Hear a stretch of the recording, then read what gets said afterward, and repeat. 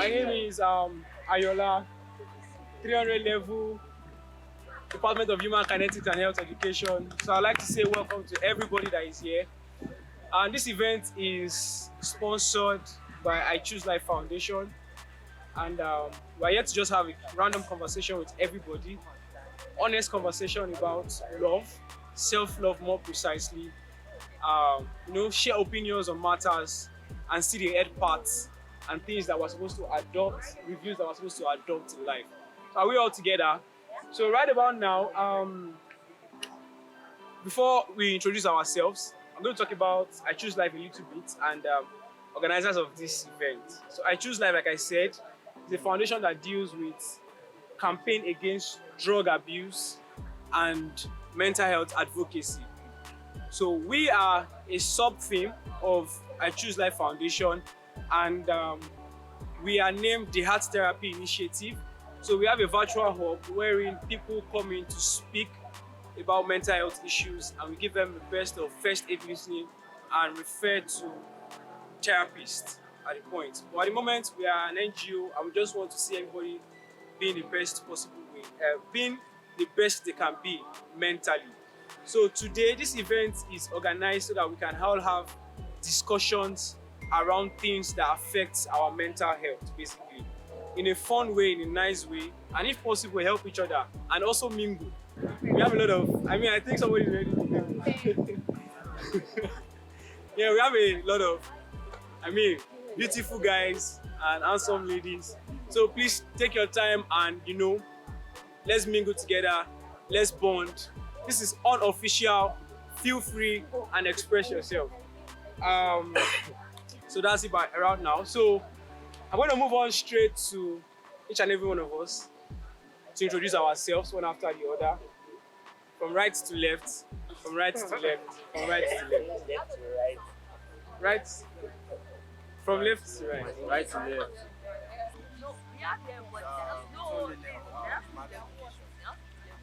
Hello, Raphael. Hello, Raphael. Nice to meet you. I can use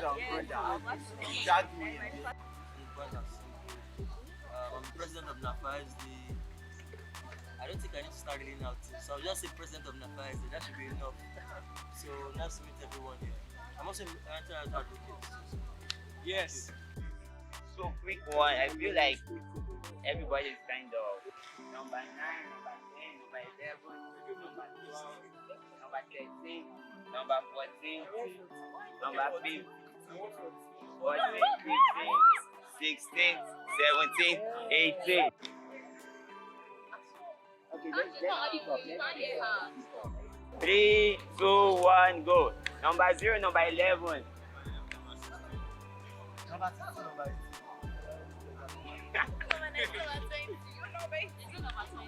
There's number 20 now. So, hello, Mr. Hey, come on.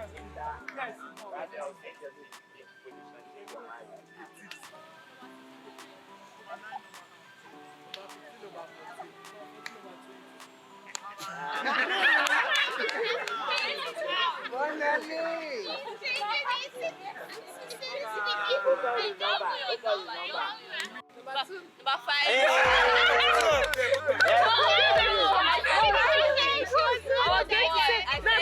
Wait. What number did you call? Number 5. Then you spoke. You're in number 5.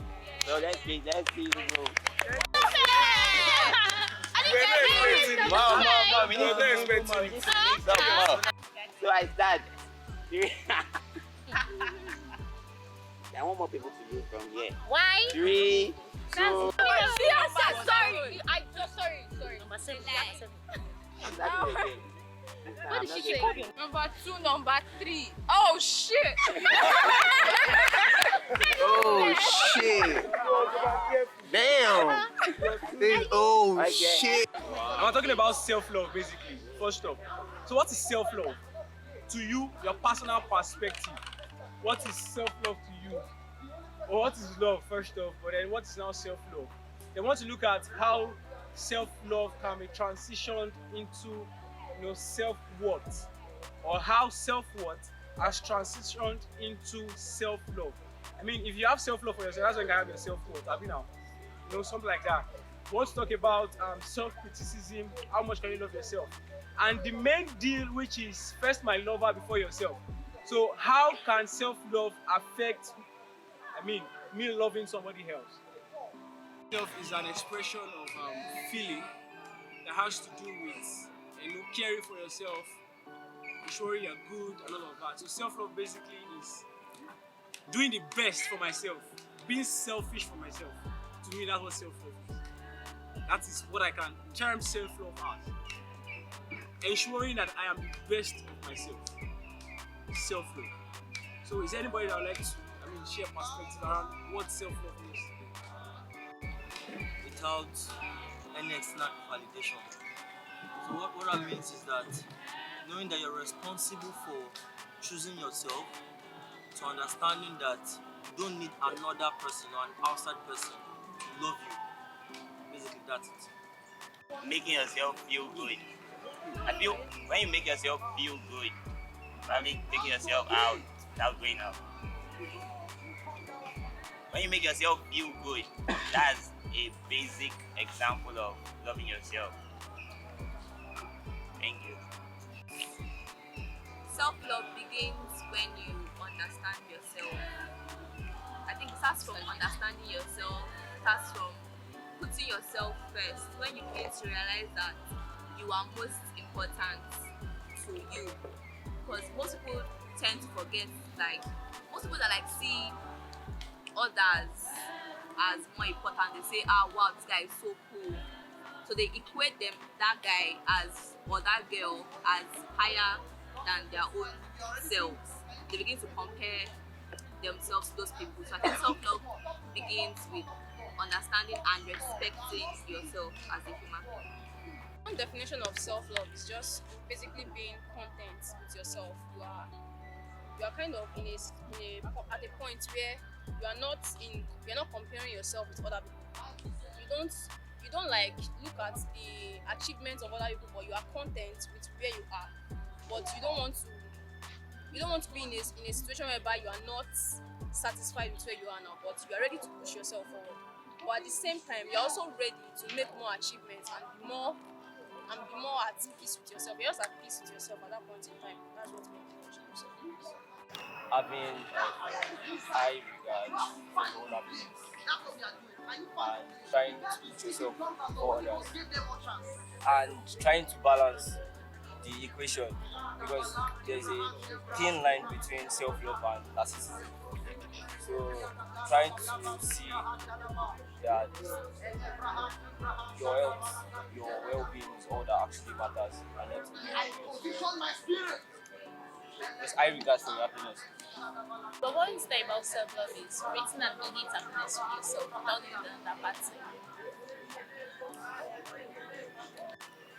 My definition of self-love is basically knowing that you're enough, knowing that even if you love somebody else, you have to love yourself before you love somebody else, because it's how you love yourself, that is how others will love you. Yeah, I go by this saying that every other person can leave you, but you can't leave yourself.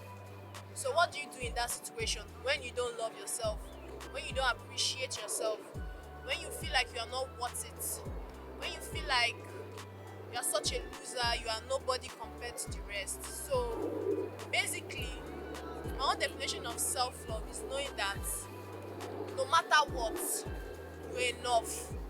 There's nothing that another person can have that you can't have. You appreciate yourself well enough to go for things that even the whole world says you are not worthy of getting that stuff. You appreciate yourself to know that you can do it. You appreciate yourself to not be a victim of someone else's how would I put it, abuse, torture, mental psychology, using your head to do juju kind of vibe. So yeah, that's my own definition of self-love. Knowing that you're enough, you're worthy of everything, you're worthy of all the love. It doesn't stop you from loving others, but it just teaches you how to love yourself the way you want others to love you, how to appreciate yourself the way you want others to appreciate you. Yeah, so that's it. You yourself is when they are saying self-love, I'm talking to you. Yeah, we're hearing you.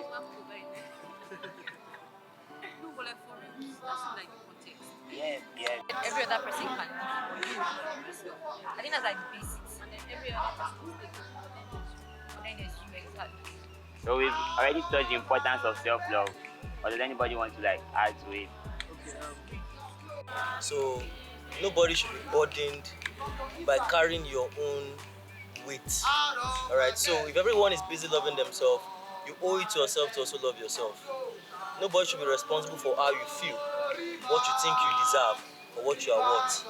So once you do your job in loving yourself, every other thing falls into place. Another importance of self-love is that it keeps you grounded in reality. A lot of people lose focus. I'm going to focus mainly on like relationships. When some people enter relationships, they put their whole self on their partner, in the sense that they take all their burdens that they were dealing with before the person even came into the picture.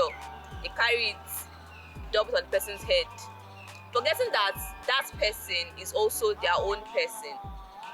So when they now eventually break up, that's why most people go through such like it takes a long time before it starts to heal, because they forget that they are their own person and they should regard themselves highly before trying to understand another person. So that's why I think self-love is important. It keeps you grounded. It keeps you sane. Let's put it like that. It keeps you sane. I said, how do you differentiate self-love from narcissistic character? Like, how do you like create a path for yourself? This is the boundary. You get what I'm saying? Yeah. Did you hear him? What is narcissism to you?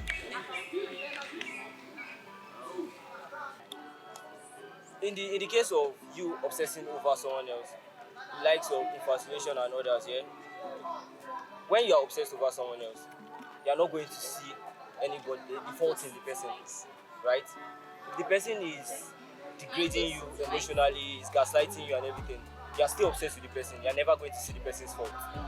So now we are going to apply it. I don't really think, I want to say about what you said now.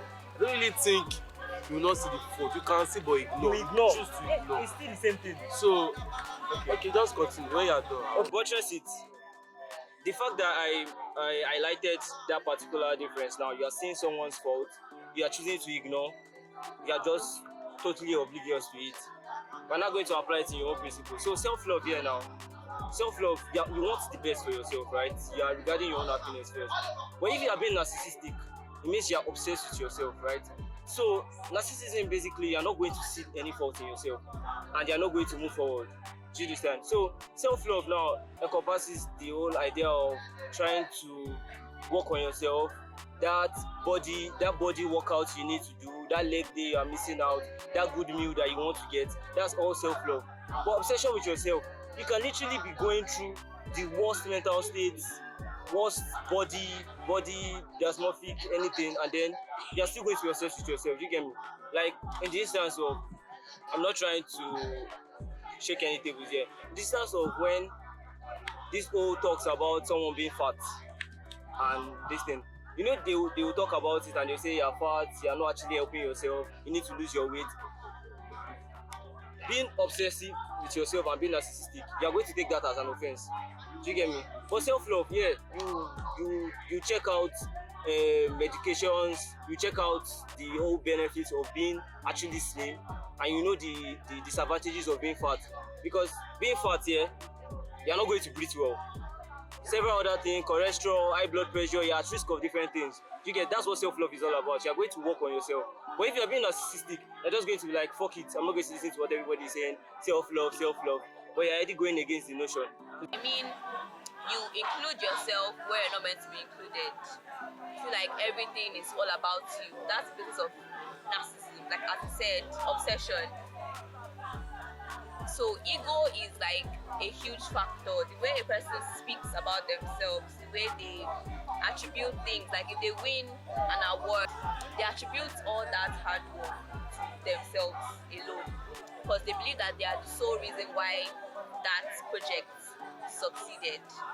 So ego is a big difference in telling whether a person is a narcissist or he or she has self-love. Is breakfast, like you said. Relationship. Majority of us engage or have been involved. Some of us are in fact currently in a relationship with somebody, and we see cases of, I mean, sweet people, sweet ships, and we see cases of, I mean, cannot even define, you understand? Like there are issues. You see people engage, and before you know, a number of months they are out. Can we say self-love is like a foundation as to why we're having issues with relationships? Self-love is a prerequisite to having an healthy relationship with people, because with the different definitions of self-love everybody has contributed here, we mentioned one particular thing, that understanding yourself, right? In a relationship, if two people are together, if everything is all about you, are going to have problems. In the case of communication, the guy is always trying to, in the case of, I don't want to make it all about girls, but in the case that where the guy is always trying to communicate and tell you that this thing that you do, I don't like it and everything, but you are not seeing things in his life because you are being narcissistic, you are thinking everything is all about you. You understand? You are not loving yourself in that case because you are being narcissistic, so it can never work between the two of you. I'm just buttressing one particular point, though, just one particular point, and there are several other examples to it, but I'm just using that particular point. So if you don't understand yourself enough, you're going to be toxic to others. So that's basically it. So if you don't love yourself, you cannot even love any other person. Without fully knowing themselves, without some level of self-awareness, knowing what ticks them, knowing how they want to be loved, and trying to also understand how other people want to be loved. But people go into relationship with the idea that it looks good because of what the person represents to them, and not that the person is a good fit for them. So someone can be a good guy, might not be the right guy. You understand? And self-love is knowing how to choose and when to choose, because there's sometimes that you are not supposed to be in a relationship because you have baggages or you have burdens, and you feel that, oh, if you bring somebody into your life, you'll be able to cover it up. So a lot of things that we do is that we see relationship as something that used to cover up our flaws and all of that, because to the outside world we have something. All right, so there's a lot of facade in the relationship that we do because we don't understand ourselves, and we continue to repeat patterns. So people can go into like 4-5 relationship and they'll break up for the same reasons. All right, so in that case, you don't love yourself because you are willing to experience the pain of heartbreak because of the illusion that somebody feels something for you. So people do that, enjoy for a couple of months, break up, do that again, couple of months, and break up. So self-love is knowing when to choose, how to choose. It's knowing how you want to be loved, how others want to be loved. So when you have that as a bedrock, you won't just go into a relationship anymore. And even if you need to break up in a relationship, you're not breaking up for emotional reasons, you're breaking up for reasonable things. You're breaking up for maybe things like, oh, maybe the genotype doesn't work out, or you're breaking up because of ideological differences, like proper breakup reasons. You're not breaking up for things that you already saw in the talking stage, but the guy is fine, you don't want to lose the fine guy, or the guy has millions in his account, you don't want to lose the money. So yeah. Give this example. I've met people that, with my state of knowledge right now, level of knowledge, I know that these guys have a lot of work to do. Probably they are carrying baggages from the back or from the past, and they tell you that I'm fine, and see them act in certain ways, and you be like, I know, bro, you cannot continue doing like this. And they tell you that that's who they are, that's what they are, and they tell you like that's loving themselves. I don't know if you understand what I'm trying to say. They tell you that this is me, this is who I am, and I'm loving myself for this. And you can do better. Yeah, ladies, ladies. You see, for the ladies, you see a guy that is rich, that is wealthy, that has You see a guy that's rich, wealthy, has all the money in the life or in the world, and you know that this guy needs some certain things, especially in the aspect of loving himself. Would you feel like I'll go ahead? You can be a solution. Exactly. Rich can, especially in this day and age where fuel is not even available. Where money has Sit down here now. Let me see. You know, right? How you marry someone for almost more than half of your life, like, And then you're not. and you can even be in love with the person. What if the person doesn't love you And back? next thing to which Monica End up losing love. Like, Going to some Monica people, what's that word? Some people run out Fall out of fall out of love, thank you, marriage. So it's the money that is sustaining them. Other things that were there when you meet that person, their kindness, their financial orientation, their sexual orientation. Those are the things that you would have And you looked out think for. that's everything that makes up a marriage? Their relationship with God. Okay, true, but For sure. What fits that person. but since you physical attraction, you can pick a person because of a physical attraction. I'm telling you that. Hold on, chill. Aside Don't you chill. I can choose to be with someone that I'm physically attracted to. Marriage. Yes, even in marriage. Okay. I'm mad at the person and I'm looking at the person like, I suppose slap you, kill you, but because you're a fine man. You'll be I fine will till you're 70. I will just come on now. You'll be fine till you're 70. Oh, that's when his nose start falling over, when he stinks on the bed.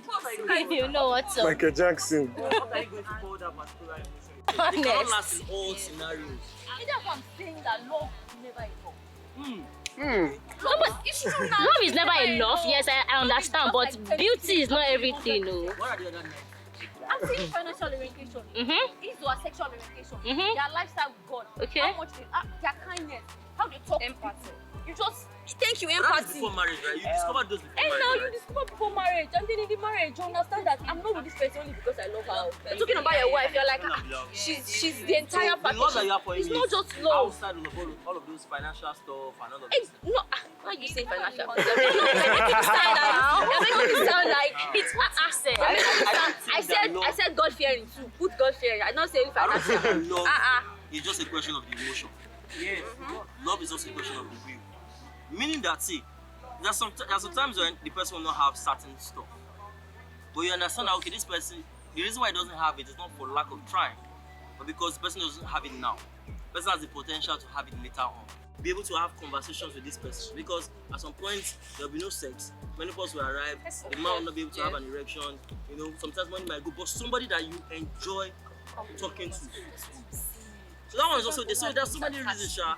One is just that we should be very careful Such as about beauty, very temporary reasons and saying sexual that's enough, appeal, because they're never enough. So that's our polo, that's our shirt. The Heart Therapy Initiative, my mind, my sanity. That's the motto.